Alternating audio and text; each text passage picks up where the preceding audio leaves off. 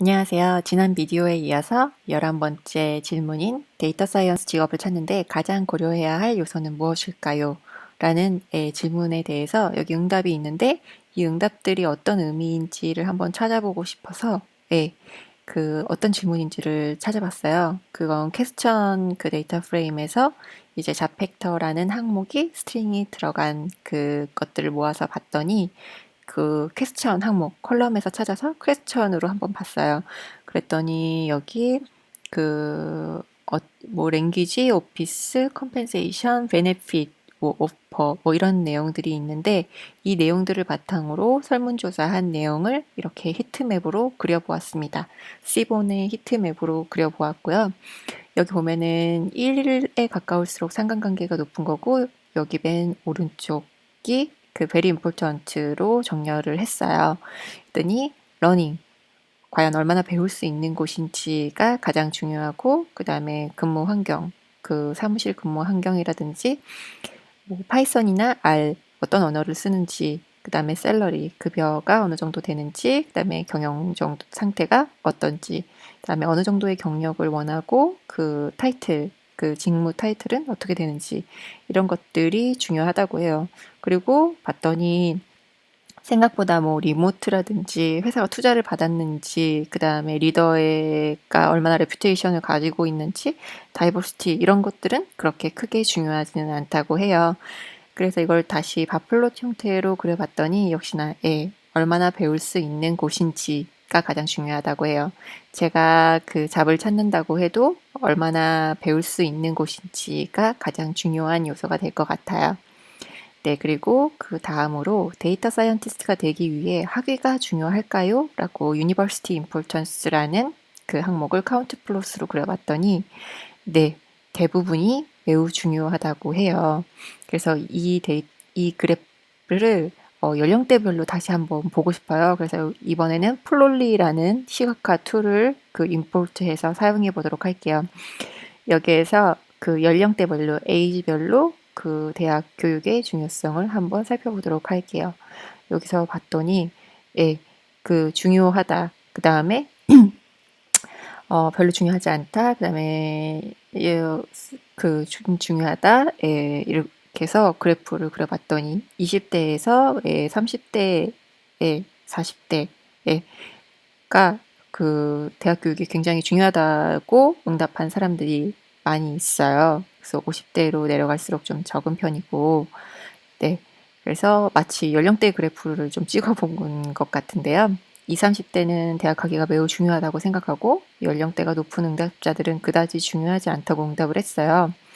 300명 미만의 응답자가 학위가 중요하지 않다고 생각했고 대부분의 이 캐글러들의 설문조사들의 응답자가 그 석사와 박사인 것을 고려해 봤을 때 있는 자연스러운 응답이라고 보여집니다. 그리고 어디에서부터 데이터 사이언스를 시작해야 할까요? 라고 13번째 질문이 있습니다. First Train Select라는 그 선다형 그 데이터 프레임에서 가져왔고요. 응답자 수를 봤더니 14,712명이 응답을 해 주었어요. 그래서 대학교 온라인 코스가 가장 많고 그 다음에 대학 교육이네요. 네, 그 다음에 개인 프로젝트를 해보든지 아니면 일을 해보고 캐글 경진대회에 참여하는 것이 그 중요하다고 응답을 했어요.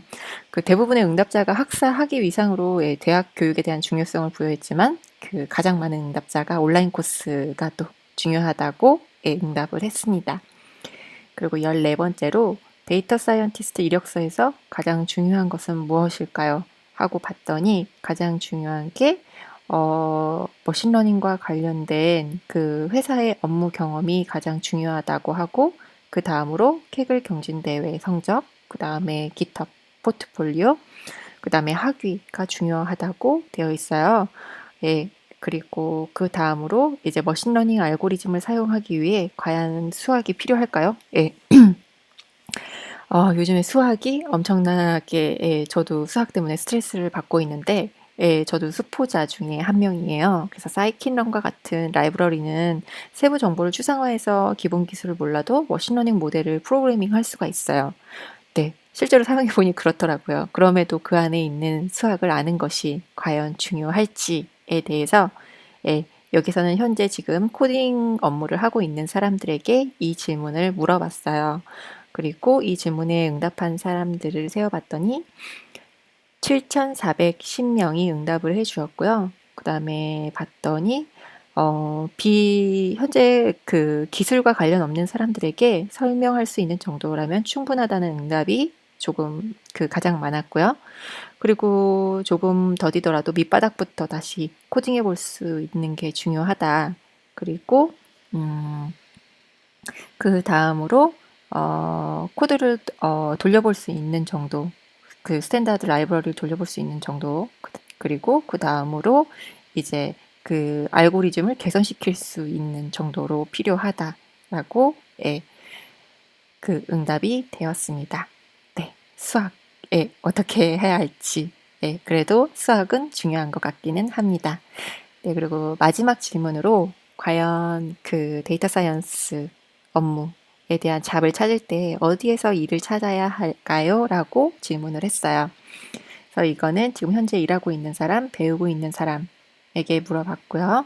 그리고 이거를 그래프로 그려봤더니 지금 현재 일을 찾고 있는 사람들은 구직자들은 회사 웹사이트나 구직 사이트로부터 주로 찾고 그 다음으로 특정 기술의 게시판, 채용 게시판, 일반 채용 게시판, 그리고 친구, 이전 직장 동료나 리더들을 통해 채용 정보를 얻는다고 해요. 그리고 그 다음으로 데이터 사이언스, 구직자는 주로 구직 사이트로부터 채용 정보를 많이 찾았지만 이제 채용자들은 어디에서 이제 사람들을 리크루팅 하는지 가장 많이 리크루팅 하는 곳은 그 친구나 뭐 이전 직장 동료들을 통해서 추천을 통해 가장 많은 사람을 구하고 그 다음에 리크루터나 뭐 특정 회사에 소속된 사람에게 직접 연락을 해서 구하는 비율이 높다고 해요. 네. 그럼 한국 사람들은 어떨지 한번 봤어요. 코리아 데이터에 아까 코리아라고 지난 비디오에서 코리아라는 그 데이터 프레임에 사우스 코리아의 컨트리가 그 응답 MCQ에 그 컨트리가 코리아인 것만 사우스 코리아인 것만 담아주었는데 이 데이터 프레임에서 이 같은 그래프를 카운트 플롯을 그려봤더니 그 전 세계 응답자와 같은 반응이었어요. 역시나 채용하는 사람들도 친구나 그 이전 직장 동료들에게 물어보고 아니면 특정 회사 사람들에게 직접 물어봐서 구하는 비율이 높다고 합니다. 네, 그래서 지금 현재 케글에 올라와 있는 그 커널에 있는 EDA 그 FAQ에 대한 그 탐색적 데이터 분석을 해보았고요.